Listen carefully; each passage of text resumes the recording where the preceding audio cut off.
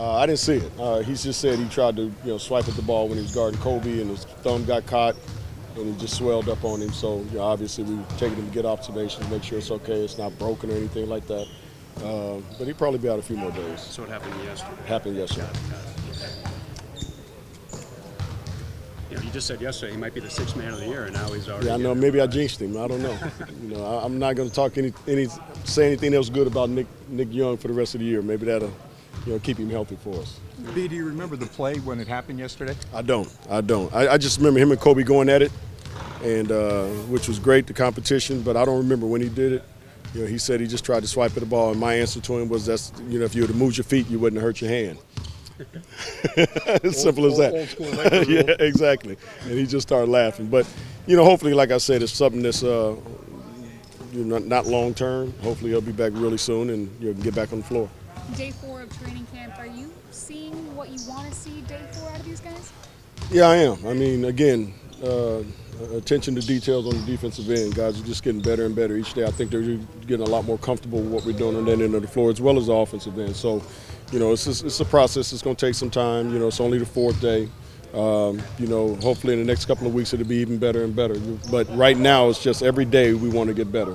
Progression of just moving forward on both ends of the floor, putting a little bit in on both ends of the floor each day, get these guys comfortable and just ready to play. Are you still having Steve Nash and Kobe sit out of certain parts of practice? Yeah, certain parts, but today they didn't because it wasn't a real hard practice. There was a lot of walkthrough, certain situations that we wanted to cover, our post defense, our rotations, things like that. We went through some things offensively that we wanted to kind of shore up a little bit today. So it wasn't a real heavy day, and then we did some one-on-one stuff and some scrimmaging, but pretty light day for today because tomorrow's going to be back to almost like day 1. The second unit won today, and Ed Davis looked like he was one of the standout players. What have you seen out of him so far? It's been good. The thing I like about Ed is he's physical. He sets great screens. He rolls to the basket extremely hard. He blocks shots. He does a lot of good things for us. So he's had a pretty impressive, first 3 or 4 days, and hopefully he keeps growing in that role of being a 5-4 because he can play both positions. But I love his aggressiveness right now. Do you feel like Kobe and Nash are figuring it out day by day? Is that kind of their progression is adding things? Not so much adding things. I think it's more of just building, that stamina and everything else. Their timing, just knocking the rust off. And I think each day they look better to me. I talked to Kobe this morning. I thought he looked really good yesterday, and he said his legs still feel heavy. I said, well, great. That means in 2 weeks you're really going to look good. So, again, everybody's coming along. Steve is doing a great job. Kobe looks good. He's moving real fluently, and that's what I like. B, we saw some different combinations out on the floor. Lynn playing a little 3. Does that speak to the versatility of your offense, that there's not set spots? Pretty much, and that's what I told the guys the other day.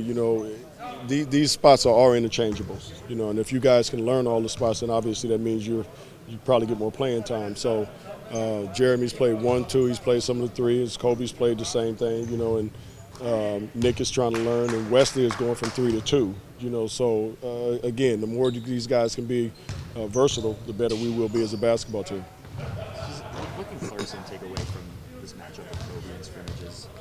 I think you take away that he's playing against a Hall of Famer, and if he can make him miss shots every now and then he's done a hell of a job. But I think just the experience of guarding somebody like Kobe, for Jordan right now is great. Because there's not going to be anybody tougher in the league to guard, than what he's guarding, in everyday practice. So when he comes up against some of these other guys, a lot of times you're going to say it's almost a piece of cake, guarding him compared to guarding Kobe. This is a big jump coming even from Division I. It's a big jump for anybody. For Do the anybody. rookies seem nervous at all still around Kobe? No, they don't seem nervous. I don't think they're in awe anymore. They know now that he's a teammate. I think now what they look at is that a guy that can help them. Especially Jordan. He talks to Kobe, and Kobe talks to him about things he wants him to do on the court and positions to get to, and how to position himself when he catches the ball. How to protect the ball. I mean, just a lot of little things that Kobe is a master at. So he's kind of taking Jordan under his wing, and he talks to him a lot about spots on the floor, and I think that's important.